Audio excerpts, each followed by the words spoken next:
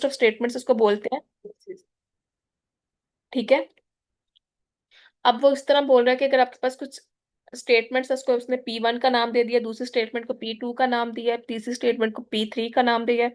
अब इस तरह जो स्टेटमेंट्स हैं उसके बाद हर स्टेटमेंट के बाद उसका कोई ना कोई कंक्लूजन निकलेगा, उसको उसने C का नाम दिया है। अब जैसे यहाँ पे ये वाली एग्जांपल देखें, an interesting teacher keeps me awake, ये पहली स्टेटमेंट है। An interesting teacher keeps me awake, second statement है I stay awake in discrete discrete mathematics class, ये सेकंड स्टेटमेंट है। और इसको हम प्रेमिसेस भी बोल सकते हैं। अब लास्ट वाली है therefore my discrete mathematics teacher is interesting. तो पहले दो प्रेमिसेस को या पहले दो स्टेटमेंट्स को देख के उसने तो तीसरी लाइन है आपके पास, ये वाली जो स्टेटमेंट है इसका कंक्लूजन निकालना है। तो आपके पास ये जो आर्गुमेंट होता है उसमें ये होता है कि आपके पास कुछ स्टेटमेंट्स होती हैं, स्टेटमेंट्स को देख के आपके पास लास्ट वाली जो स्टेटमेंट अगर वो कंक्लूजन है तो हम लोग उसको बोलेंगे कि वो आर्गुमेंट है। तो ये इसकी एक एग्जांपल है। ठीक है, ये आपके पास आर्गुमेंट्स, आपके पास स्टेटमेंट्स थी ये वाली। इसके अलावा बाकी ये वाली जो चीज है, उन्हीं दो स्टेटमेंट्स को देख के उसने ये आपके पास कंक्लूजन निकाला है कि अगर आपके पास, उसने बोला कि मेरे इंटरेस्टिंग, एक अगर इंटरेस्टिंग टीचर है तो वो आपको अवेक रखती है और मैं डिस्क्रीट मैथ्स में अवेक रखती हूँ। ठीक है, तो ये आपके पास दो स्टेटमेंट्स हो गई। तो इसका कंक्लूजन कंक्लूजन क्या होगा कि जो डिस्क्रीट मैथ्स की टीचर है वो इंटरेस्टिंग है। ये इसका कंक्लूजन है। नेक्स्ट आपके पास आता है जो आर्गुमेंट्स, वैलिड आर्गुमेंट्स या इनवैलिड आर्गुमेंट्स। वैलिड आर्गुमेंट्स तब होते हैं कि अगर आपके पास सारे स्टेटमेंट्स या सारे जो प्रेमिसेस हैं वो ट्रू है। ठीक है, वो ट्रू है और उसके बाद जो उसका कंक्लूजन है वो भी ट्रू है, तो हम उसको बोलेंगे कि वो आपके पास क्या है, वैलिड वैलिड आर्गुमेंट है। और अगर सारी चीजें ट्रू हो तो हम उसको क्या बोलते हैं, टोटोलॉजी। तो अगर आपके पास प्रेमिसेस भी ट्रू है, सारी प्रेमिसेस ट्रू है और उसके अलावा उसका कंक्लूजन भी ट्रू है, तो हम उसे बोलेंगे कि वो वैलिड आर्गुमेंट है। ये उसने यहाँ पे बात की है ये। An argument is valid if the conclusion is true when all the premises are true.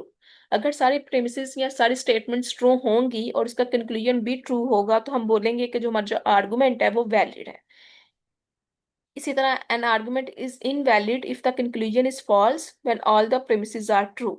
और अगर सारे प्रेमिसेस ट्रू हैं, सारे स्टेटमेंट्स ट्रू हैं, लेकिन जो उसका कंक्लूजन है वो फॉल्स आ गया, तब वो हमारे पास जो आपके पास आर्गुमेंट होगा वो आपके पास होगा इनवैलिड आर्गुमेंट। ये डेफिनेशंस थी। नेक्स्ट आपके पास ये क्रिटिकल रो है। Critical row are those row where the premises have truth value T. Critical row हम उस रो को बोलेंगे जो, अगर आपके पास रोज होती है ना, जैसे सपोज करें ये वाली रो है, अगर आपके पास सारी ऐसी रो जिसमें सारी प्रेमिसेस ट्रू होंगी तो हम उसको बोलेंगे कि वो कौन सी रो है, क्रिटिकल वैल्यू है। अभी इसने एक क्वेश्चन दिया हुआ है, show that the following argument form is valid, कि ये आपने शो करना है कि ये आपके पास वैलिड है। अब आपके पास यहाँ पे जो ये वाली है, ये भी एक रो है, ये एक स्टेटमेंट है, सॉरी। अब ये एक स्टेटमेंट है, इसी तरह ये भी एक स्टेटमेंट है। अब ये दो स्टेटमेंट्स है, दो प्रेमिसेस हैं। अगर ये दो प्रेमिसेस ट्रू हैं और इसका आंसर क्यू ये भी ट्रू है, ये जो आपके पास यहाँ पे ये देयर फॉर, इसका मतलब होता है देयर फॉर, ये जो डॉट्स लगे हुए हैं, तो ये दो प्रेमिसेस हैं। ठीक है, उसके बाद ये जो लास्ट है ये कंक्लूजन है। अगर ये तीनों ट्रू हो जाते हैं तो हम लोग बोलेंगे कि जो हमारा ये वाला जो आर्गुमेंट है ये ट्रू है, ये वैलिड है। और अगर आपके पास फॉल्स आ जाता है किसी एक में तो हमारे पास जो आर्गुमेंट है वो फॉल्स वैलिड नहीं है, इनवैलिड है। अब यहाँ पे आपके पास एग्जांपल है, अब दो आपके पास वेरिएबल्स यूज हुए हैं पी और क्यू। तो आपने पी और क्यू की एक कॉलम बना लेना है। पी आप कैसे लिखते हो, पहले दो ट्रू लिखते हैं, आखिरी दो फॉल्स। इसी तरह क्यू आपके पास होता है, पहले ट्रू और फॉल्स, इस फॉर्म में आप लिखते हो। अब उसने पहले कहा है कि आपके पास पहला आर्गुमेंट क्या है, P implies Q. P implies Q में आप लोगों ने पी इंप्लाइज क्यू का ऑपरेशन लगाना है। अब ऑपरेशन क्या होता है पी इंप्लाइज क्यू का, पी इंप्लाइज क्यू का जो ऑपरेशन होता है वो ये होता है कि अगर पहला ट्रू है और दूसरा फॉल्स है तब फॉल्स आएगा, अदरवाइज सब में क्या आंसर क्या आएगा, ट्रू आएगा। तो अब ये दोनों ट्रू है तो आंसर क्या आएगा, ट्रू आएगा। अब यहाँ पे पी ट्रू है, दूसरा क्या है, फॉल्स है, तो आंसर फॉल्स आएगा। बाकी दोनों पे आपके पास आंसर फिर ट्रू आ गया। तो ये आपने ये पहली जो उसने लिखी है पी इंप्लाइज क्यू, पहला जो आर्गू सॉरी स्टेटमेंट है वो आपने आंसर लिख लिया। अब जो सेकंड स्टेटमेंट है उसने खाली पी बोला हुआ है, तो खाली पी आपके पास अगेन क्या है, ट्रू ट्रू और फॉल्स फॉल्स। तो आपने पी वाला जो कॉलम है वो अगेन लिख दिया, ट्रू ट्रू और फॉल्स फॉल्स। अब उसका कंक्लूजन उसने खुद ही बताया है कि कौन सा कंक्लूजन इसका क्या है, क्यू है। अब खाली क्यू है, कोई भी ऑपरेशन उस पर अप्लाई नहीं हुआ, तो खाली क्यू वाली रो आपके पास ये कॉलम ये है। ट्रू फॉल्स ट्रू फॉल्स, तो लास्ट पे आपने क्या लिख दिया, ट्रू फॉल्स ट्रू फॉल्स। अब क्रिटिकल रो को आपने देखना है, क्रिटिकल रो आपके पास क्या होती है कि अगर आपके पास दोनों प्रीमिसेस ट्रू है। अब ये दोनों प्रीमिसेस थे आपके पास, पी इम्प्लाइज क्यू और पी इम्प्लाइज क्यू में, अब ये देखो ये वाली जो है ये ट्रू है, इसी तरह पी भी आपके पास क्या है, ट्रू है। तो दोनों प्रीमिसेस आपके पास क्या है, ट्रू है। और अब इसी तरह देखो, अगर दोनों प्रीमिसेस ट्रू है तो उसका जो कंक्लूजन लास्ट वाली रो थी क्यू, वो भी ट्रू है। और अगर आपके पास प्रीमिसेस भी ट्रू हो और आपके पास कंक्लूजन भी ट्रू है, तो आपके पास आंसर क्या आता है, वैलिड आर्गुमेंट आता है। तो ये जो आपके पास क्वेश्चन था, एग्जाम्पल थी, तो ये आपके पास कौन सी आर्गुमेंट है, वैलिड आर्गुमेंट है। क्लास क्लियर है कि एक दफा और कोई क्वेश्चन एग्जाम्पल कर लें? चलिए एक दो फॉर एग्जांपल कर लें इसकी। ठीक है। अब जैसे यहाँ पे ये भी उसी तरह के कोई, खैर पहले ये कर लेते हैं। अब यहाँ पे एग्जाम्पल है, show that the following argument form is invalid. उसने बोला कि आप शो करें कि ये वाली जो आपके पास इनवैलिड है, पहले हम लोगों ने वैलिड की है, अब आपके पास इनवैलिड वाली एग्जाम्पल है।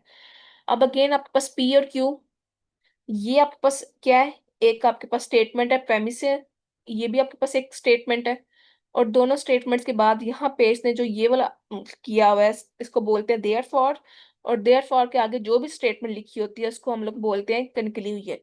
तो ये दो आपके पास प्रीमिसेस हैं और ये आपके पास कंक्लूजन है। तो पी और क्यू आपके पास है, दो आपके पास वेरिएबल्स हैं। तो वेरिएबल्स को कैसे लिखेंगे, पी आपके पास दो ट्रू होंगे दो फॉल्स होंगे, क्यू आपके पास ट्रू फॉल्स की फॉर्म में लिखा जाएगा। पहली स्टेटमेंट आपके पास क्या है, पी इम्प्लाइज क्यू। तो पी इम्प्लाइज क्यू की आपने ये उसमें अप्लाई कर देना है ऑपरेशन। नेक्स्ट आपके पास स्टेटमेंट क्या है, खाली क्यू की आ रही है, कोई भी ऑपरेशन उसमें अप्लाई नहीं हुआ, तो क्यू की ये आपके पास कॉलम है, ये क्यू एज इट इज ही आ जाएगा यहाँ पे सारा। उसके बाद कंक्लूजन में उसने क्या लिखा है, पी। अब पी आपके पास ये है, उसमें कोई भी ऑपरेशन नहीं अप्लाई हुआ, तो पी सारा का सारा एज इट इज ही आ जाएगा। अब आपने क्रिटिकल रो ढूंढनी है, क्रिटिकल रो आपके पास वो होंगी जिसमें ये दोनों जो स्टेटमेंट्स है जो आपके पास क्वेश्चन में मेंशन है, दोनों जो प्रीमिसेस हैं, अगर ये दोनों ट्रू हैं तो। अब यहाँ पे देखो फर्स्ट रो में पी इम्प्लाइज क्यू भी ट्रू है, क्यू भी ट्रू है, तो ये हमारे पास एक क्रिटिकल रो ये आ गई है।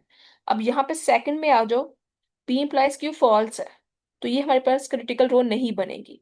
अब थर्ड जो दोबारा अगेन शेडिंग हुई हुई है जिसमें पी बी आपके पास, पी इम्प्लाइज क्यू भी ट्रू है और क्यू भी ट्रू है, तो ये भी आपके पास कौन सी आपके पास है, क्रिटिकल रो। अगेन आपके पास फोर्थ वाली रो जो है वो क्यू फॉल्स है, तो ये क्रिटिकल रो नहीं बनेगी। तो जो क्रिटिकल रो है वो फर्स्ट और थ्री है जिसपे उसने एरो लगाए हुए हैं। समझ आइए क्रिटिकल रो कैसे आपने बनानी है।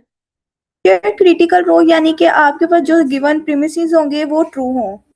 वो ट्रू हो, दोनों ट्रू हो। मतलब यहाँ पे आपके पास पी इम्प्लाइज क्यू है, ये एक आपके पास प्रीमिस है, आपने ये भी ट्रू करना है, ये ट्रू है, उसके बाद दोनों ट्रू होनी चाहिए। यहाँ पे दोनों ट्रू है तो हम इसको क्रिटिकल बोला है, यहाँ पे दोनों फॉल्स है तो वो क्रिटिकल नहीं है।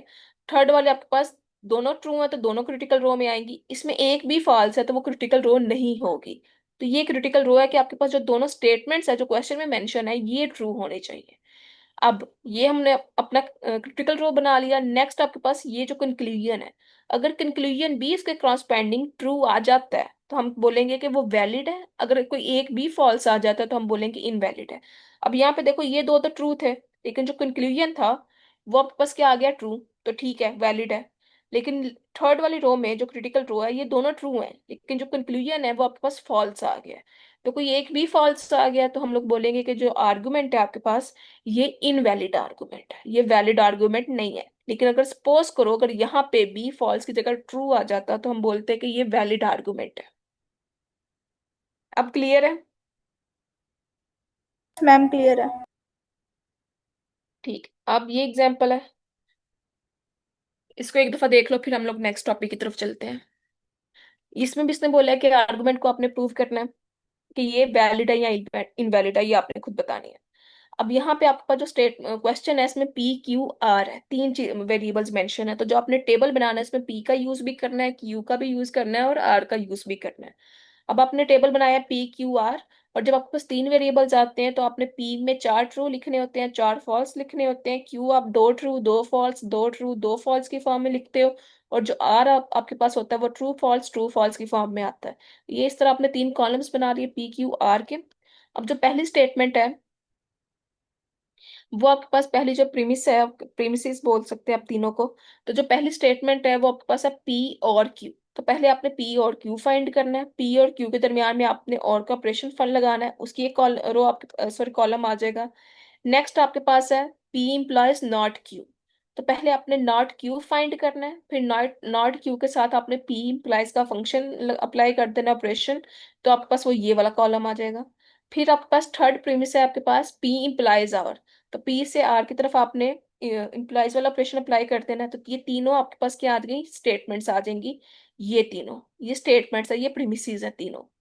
प्रीमिसेस और स्टेटमेंट्स तीनों दोनों चीजें सेम होती हैं। अब जो कंक्लूजन है लास्ट वाला, उसको उसने क्या बोला हुआ है, आर। अब आर के साथ कोई भी ऑपरेशन अप्लाई नहीं हुआ, तो जो आर है आपके पास वो एज इट इज ही आ जाएगा। तो ये वाला जो आर वाला कॉलम है ये आपके पास कंक्लूजन आएगा। अब आपने जो क्रिटिकल रो है वो देखनी है कि क्रिटिकल रो कौन कौन सी बनेंगी। अब क्रिटिकल रो के लिए आपके पास ये जो पहले तीनों प्रीमिसेस हैं, ये आपके पास क्या होनी चाहिए, ट्रू होनी चाहिए। अब यहाँ पे देखो पी इम्प्लाइज पी और क्यू ट्रू है, लेकिन इम्प्लाइज वाले फंक्शन में फॉल्स आ गया है। तो ये वाली जो पहली आपके पास है, ये जो चीज है ये क्रिटिकल रो नहीं बनेगी, क्योंकि इसमें एक भी फॉल्स आ गया। अब नेक्स्ट वाली जो रो है इसमें भी ये भी आपके पास क्रिटिकल नहीं बनेगी, क्योंकि इसमें दो फॉल्स हैं। लेकिन ये वाली जो रो है इसमें तीनों जो प्रीमिसेस हैं वो तीनों आपके पास क्या आ रही हैं, ट्रू आ रही हैं। तो ये क्रिटिकल रो होगी। जो फोर्थ है वो भी आपके पास ये फॉल्स आ गया, तो ये भी आपके पास ट्रू नहीं है। बाकी ये दोनों तीन आपके पास तीनों तीनों नंबर्स क्या आ रहे हैं, ट्रू आ रहे हैं, तो ये भी आपके पास क्रिटिकल रो है। आखिरी दो में भी ये दोनों फॉल्स आ जाते हैं, तो ये दोनों भी क्रिटिकल रोज नहीं है। तो आपको तीन क्रिटिकल रोज मिल गई। अब तीन नो क्रिटिकल रोज का कंक्लूजन आपने देखना है कि अगर सारे कंक्लूजन इन तीनों के ट्रू है तो अब वैलिड आर्गुमेंट, अगर कोई एक भी फॉल्स है तो वो इनवैलिड आर्गुमेंट है। अब यहाँ पे ये ट्रू है, ठीक है, ये वाला भी ट्रू है, लेकिन ये यहाँ पे प्रीमिसेस सारे ट्रू है, लेकिन कंक्लूजन आपके पास क्या आ गया, फॉल्स। तो आप कहोगे कि ये आपके पास जो आर्गुमेंट है ये इनवैलिड आर्गुमेंट है। तो आपने यहाँ पे in the third critical row the conclusion is false, then when all the premises are true therefore the argument is invalid। ठीक है।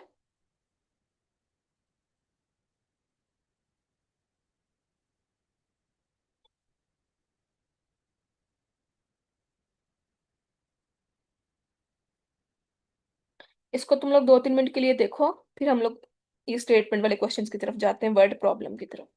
उसको देखो कोई इशू तो नहीं है इन वाले क्वेश्चंस में।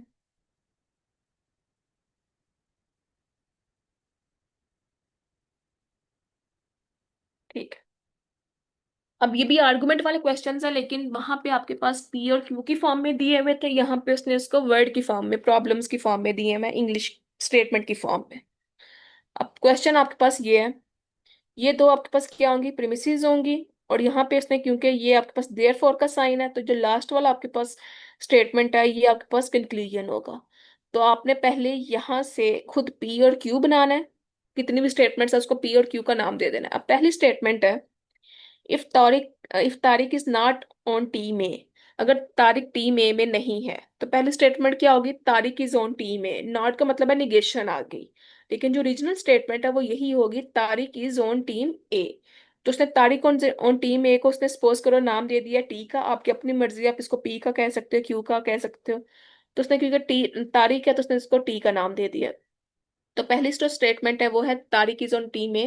फिर नेक्स्ट है Hamid is in team B. Hamid team B में है, तो उसने जो दूसरी स्टेटमेंट है उसको नाम दे दिया एज का। तो वहां पे पी और क्यू आपके पास बने बनाए होते थे, यहाँ पे आपने उस वर्ड प्रॉब्लम को, इंग्लिश प्रॉब्लम को पहले खुद चेंज करना है। तो Tariq is on team A, statement one, Tariq is on team B, statement B.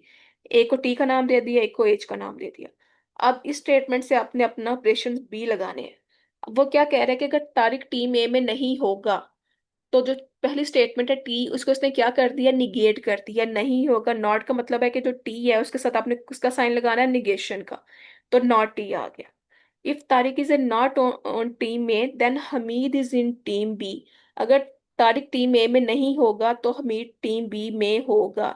तो कंडीशन आ गई, तो कंडीशन के लिए हम लोग कौन सा साइन यूज करते हैं, एरो का। तो ये वाला जो आपके पास है, ये पहली जो स्टेटमेंट है इसको रिप्रेजेंट कर रहा है। If Tariq is not on team A then Hamid is in team B. अब जो सेकंड स्टेटमेंट है या सेकंड जो प्रेमिसेस है आपके पास वो है, if Hamid is not on team B. अब ये हमीद वाली जो स्टेटमेंट है उसको निगेट कर रहा है, तो निगेशन का साइन किसके साथ आ जाएगा, एज के साथ। फिर दोबारा कंडीशन दे रहा है कि अगर हमीद टीम बी में नहीं होगा तो तारिक टीम ए में होगा। तो आपके पास कंडीशन के लिए कौन सा साइन यूज किया जाता है, एरो का, इम्प्लाइज का। तो ये दो स्टेटमेंट्स आपने इसको चेंज कर लिया इंग्लिश प्रॉब्लम टू लॉजिक्स में। फिर आपके पास कंक्लूजन है, Tariq is not on team A. अब तारिक टीम ए में नहीं है, तो मतलब वो तारिक वाली स्टेटमेंट है उसको भी वो क्या कर रहा है, निगेट कर रहा है। तो आपके पास क्या आ जाएगा, not T. Tariq is not on team A और Hamid is not on team B. और का साइन है तो आप और का साइन लगा दोगे, और वो टीम बी वाली स्टेटमेंट को भी निगेट कर रहा है तो आपके पास उसका भी निगेशन का साइन आ जाएगा। तो ये आपके पास जो है, ये आपके पास निगेशन आ गई, आपने इंग्लिश प्रॉब्लम को लॉजिक्स में चेंज कर लिया। अब आपके पास दो ही वेरिएबल्स नजर आ रहे हैं, टी और एज। तो दो वेरिएबल्स को आप कैसे लिखते हो, अगर आपने टी और एज है तो दो ट्रू होंगे दो फॉल्स होंगे, फिर दूसरे वाला ट्रू फॉल्स की फॉर्म में लिखा जाएगा। बारी बारी आप ये सारे ऑपरेशन अप्लाई करोगे।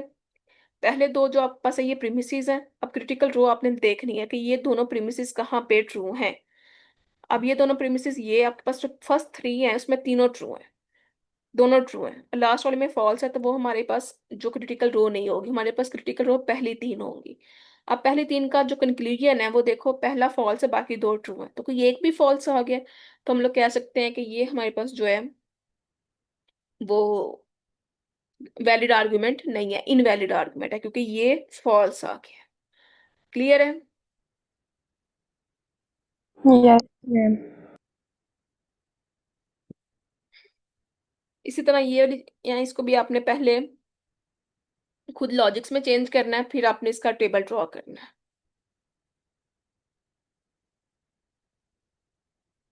इसकी कोई एक दो एग्जांपल आप लोग देख सकते हैं। यहाँ तक हम लोगों का जो लॉजिक्स वाला चैप्टर है, जो लॉजिक्स की जो आपने, अगर आपके पास आउटलाइंस हैं तो जो लॉजिक्स है वो हमारे पास क्लियर हो जाता है। नेक्स्ट आपके पास आता है rule of inference. Rule of inference का मतलब होता है कि हम लोग इसमें कुछ थ्योरम्स प्रूव करते हैं by direct method and by indirect method. अब यहाँ पे मेथड्स ऑफ प्रूफ है ये। मेथड्स ऑफ प्रूफ आपके पास दो तरह के होंगे, डायरेक्ट मेथड और बाय काउंटर एग्जाम्पल। दो तरह के मेथड्स है, डायरेक्ट और इनडायरेक्ट। इनडायरेक्ट के आगे फर्दर दो मेथड्स होते हैं, कंट्रापोजिशन और कंट्राडिक्शन। हम लोग जो करें तीनों में से क्वेश्चन लाजमी पेपर में आता है एज अ शॉर्ट क्वेश्चन, या तो डायरेक्ट का आ जाता है या कंट्रापोजिशन या कंट्राडिक्शन का। तो ये आपने चीजें रूल ऑफ इन्फेरेंस भी करना है। ये अभी तक हम लोग शॉर्ट क्वेश्चन, इसमें से भी लॉन्ग कुछ भी नहीं आता। लॉजिक्स में से भी लॉन्ग नहीं आता, लेकिन शॉर्ट्स आ जाते हैं दो तीन, मैक्सिमम भी करेंगे तो दो शॉर्ट्स तो आ जाते हैं। और प्रूफ में से भी कोई एक शॉर्ट लाजमी आता है, डायरेक्ट प्रूफ का या कंट्राडिक्शन या कंट्रापोजिशन का। अच्छा, इसके बाद आपने यहाँ पे ये जो लॉजिक्स के जरिए डायरेक्ट प्रूफ है ये हम लोगों ने नहीं करना है। हम ये एक ही टेबल बना हुआ है ये नहीं करना। यहाँ से स्टार्ट करेंगे सम बेसिक से।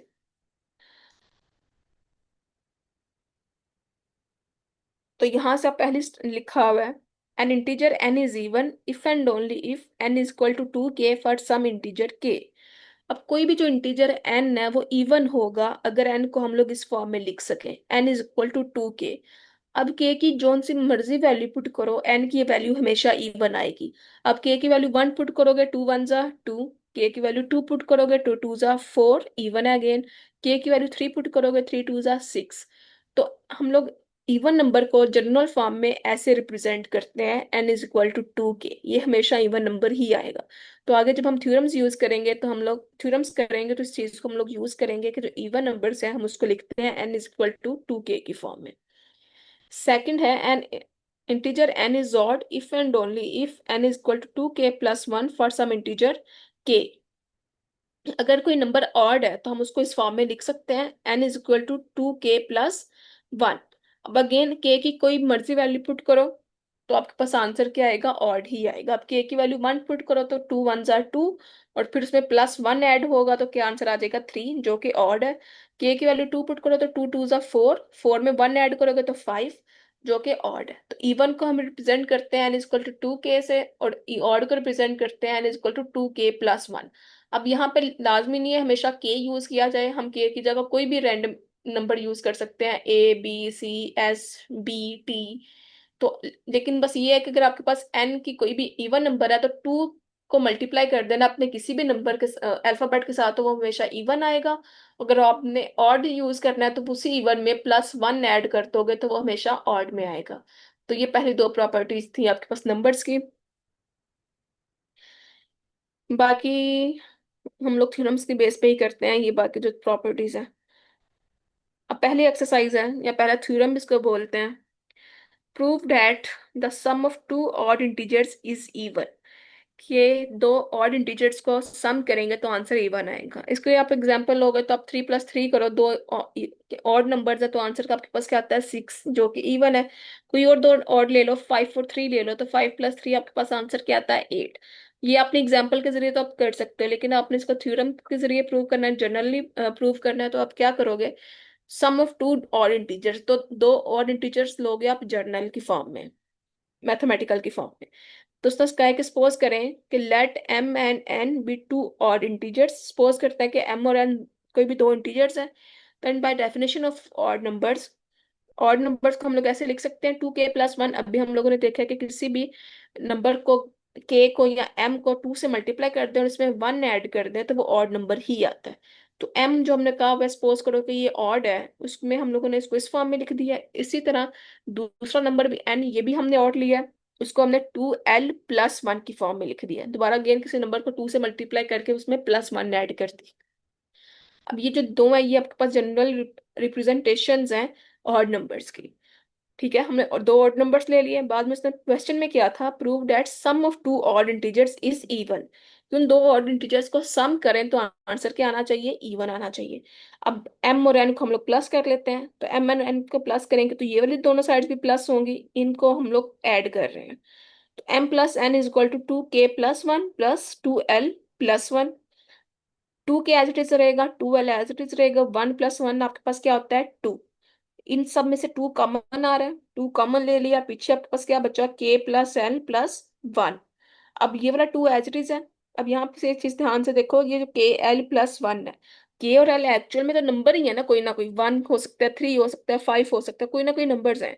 अब इन जब सब नंबर्स को ऐड करेंगे तो अगेन कोई ना कोई नंबर ही मिलेगा। जैसे अगर 5 + 7 + 1 को ऐड करते हो तो आपको अगेन कोई नंबर ही मिलता है जो कि 13 है। तो हम इन्होंने इसको क्या किया है, इन सबको प्लस करके उसने बोला है कि जब इसको प्लस करेंगे तो सपोज करो ये किसके इक्वल आता है, आर की इक्वल आता है। ठीक है, क्योंकि के और एल हमें एग्जैक्ट नंबर तो पता नहीं है तो हम एग्जैक्ट नंबर 5 और 6 नहीं लिख सकते, तो हमने दोबारा एक वेरिएबल ही लिखा है कि इन सब वेरिएबल्स को जब प्लस करेंगे तो अगेन आपके पास वेरिएबल आएगा और इसको सपोज करें 2 आर कह दिया है। और ये 2 एज इट इज था, ये आर एज इट इज था। अब किसी भी नंबर को अगर 2 से मल्टीप्लाई कर दे तो वो किसकी रिप्रेजेंटेशन थी, इवन नंबर्स की। तो आपने दो ऑड नंबर्स को जब प्लस किया तो आंसर आपके पास क्या आ गया, इवन नंबर। इसको एक दफा देख लो।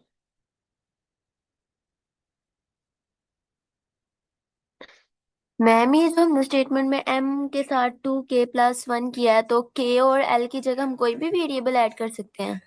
जी जी, कोई भी ऐड कर सकते हैं, क्योंकि के और एल आपने रैंडम नंबर लिया कि ए की जगह पे ए भी लिख सकते हो, एल की जगह बी भी लिख सकते हो। लेकिन जब आपने ऑड नंबर लिखना है तो उस ए को 2 के साथ मल्टीप्लाई करना है और उसमें 1 ऐड करना है। ठीक है, बाकी आप अपनी मर्जी से कोई भी नंबर लिख सकते हो, लाजमी नहीं आपने के और एल ही लिखना है। ठीक है।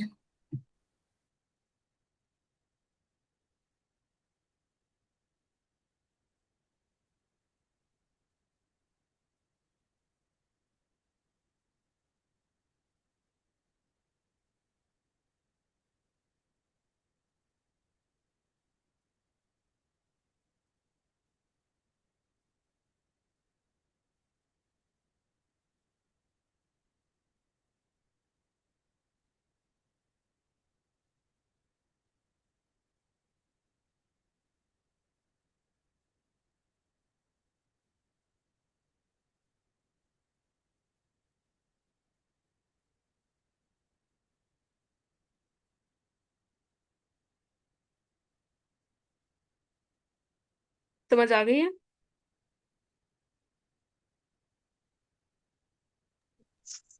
Yes ma'am. इसी तरह नेक्स्ट एक्सरसाइज है, prove that if n is any even integer n कोई भी इवन इंटीजर अगर ये है तो ये चीज आपने प्रूव करनी है कि -1 की पावर एन करेंगे तो आंसर 1 आता है। ये आपने अक्सर किया भी होगा कि अगर आपके पास कोई भी पावर इवन में आ जाती है तो वो माइनस को पॉजिटिव में चेंज कर देती है। यही चीज आपने अब जनरली प्रूव करनी है कि अगर -1 की पावर कोई भी इवन नंबर है तो उसका आंसर प्लस में आएगा, माइनस खत्म हो जाएगा। अब हम सपोज कर लेते हैं इसने गिवन क्या दिया हुआ है, एन की आपके पास इवन इंटीजर है, ये हम लोग सपोज कर लेते हैं कि एन आपके पास क्या है, इवन इंटीजर है। अब अगर एन इवन इंटीजर है तो एन किस फॉर्म में होगा, किसी भी नंबर को 2 से मल्टीप्लाई कर देंगे तो उसने यहाँ पे के लिया हुआ है, के को उसने क्या किया, 2 से मल्टीप्लाई कर दिया। तो एन किस फॉर्म में, इवन की फॉर्म में है, तो एन को हमने 2 के ले लिया। अब यहाँ पे एन की जगह क्या पुट कर देंगे, 2 के, -1 एज इट इज, और एन की वैल्यू 2 के इक्वल है, तो माइन एन की जगह आपने 2 के पुट कर दिया। उसके बाद -1, 2 आपने वहीं पे रहने दिया स्क्वेयर, और के को आपने बाहर ब्रैकेट में लिख लिया। अब स्क्वेयर का मतलब क्या होता है कि आपने -1 को 2 टाइम्स मल्टीप्लाई करना है, और माइनस माइनस मल्टीप्लाई होगा तो आंसर क्या आ जाएगा, प्लस, और वो ऊपर जो के है वो एज इट इज आ जाएगा। अब किसी भी नंबर की अगर सॉरी 1 है, 1 की पावर जो मर्जी करें आंसर हमेशा 1 आता है। अगर 1 की पावर 5 करते हैं आंसर 1 आता है, 1 की पावर 1000 करते हैं आंसर 1 आता है, 1 की पावर जो मर्जी करें आपके पास आंसर क्या आता है, 1 ही आता है। तो अगर इसी तरह 1 की पावर के है, अब के भी कोई ना कोई नंबर है लेकिन 1 की पावर में लिखा हुआ है तो उसका आंसर क्या आएगा, 1 आएगा। और यही हमने प्रूव करना था कि -1 की पावर एन करेंगे तो उसका आंसर क्या आता है, 1 आता है। क्लियर है?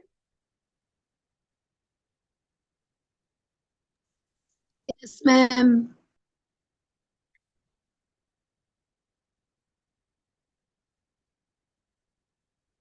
एक मिनट,